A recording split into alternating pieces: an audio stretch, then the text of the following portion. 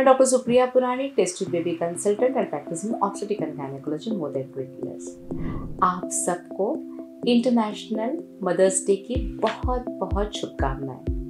हर साल का मई का दूसरा रविवार हम मातृ के यानी कि माँ के नाम में सम्मानित करते हैं, जिसको हम इंटरनेशनल मदर्स डे कहते हैं। इस साल 2023 में ये 14 मई में आ रहा है। हर मातृ दिन में हम माँ को गिफ्ट देते हैं, उसको विश करते हैं, उसको खाने के लिए आउटिंग ले जाते हैं। लेकिन इस साल हम अपना मातृ दिन यानी कि मदर्स डे थोड़ा सा अलग तरीके से मनाएंगे। ये मातृ दिन एक ही दिन में सीमित नहीं होगा, ये पूरे महीना चलेगा।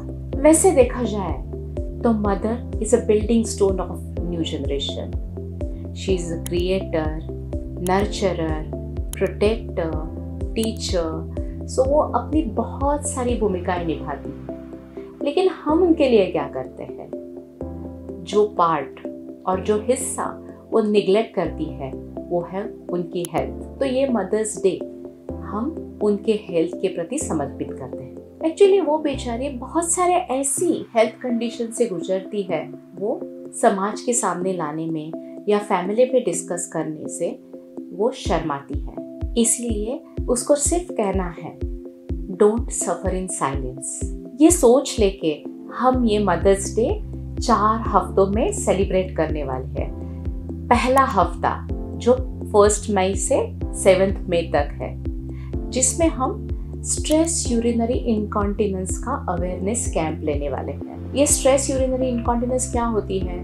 तो जिसमें जब हम खांसते हैं, छींकते हैं, हंसते हैं, एक्सरसाइज करते हैं तो हमारी यूरिन लीकेज हो जाती है, लीक हो जाती है। दूसरा हफ्ता है 8 मई से 14 मई तक। उसमें हम जानकारी देने वाले हैं फाइब्रॉइड के विषय में। हमारे बच्चादानी में मसल की गठाने रहती है, ये यूजुअली नॉन कैंसरस रहती है, जिसको हम फाइब्रॉइड कहते हैं। कभी फाइब्रॉइड की वजह से बहुत सारे प्रॉब्लम्स हो सकते हैं, या कभी कभी ये फाइब्रॉइड साइलेंट रहता है, ये सिर्फ सोनोग्राफी में ही दिखाई देता है। तो उसमें आगे हमें क्या करना है, इसका गाइडेंस हम देने वाले हैं। इसको हम कहते हैं फाइब्रॉइड अवेयरनेस कैंप। ये मई के दूसरे हफ्ते में है। तीसरा हफ्ता 15 मई से 21 मई तक। इस हफ्ते में हम अवेयरनेस करने वाले हैं एबनॉर्मल वजाइनल ब्लीडिंग के बारे में। कई बार हमारे पीरियड्स बहुत ही हेवी हो जाते हैं, कभी वो इर्रेगुलर होते हैं, कभी वो बहुत ही लंबे चलते हैं और हमें तरह तरह के हार्मोनल प्रॉब्लम्स रहते हैं। इसकी वजह से ये हेवी ब्लीडिंग होता है और हमारी खून की मात्रा बहुत ही कम होती है और पूरे शरीर पे वो अफेक्ट करती है। और चौथे हफ्ते में यानी कि 22 मई से लेके 31 मई तक हम हमारे पेल्विक ऑर्गन डिसऑर्डर के बारे में जानकारी देने वाले हैं। इसमें क्या होता है, कभी कभी हमारी बच्चादानी नीचे आ जाती है और यूरिन मार्ग से बाहर रहती है।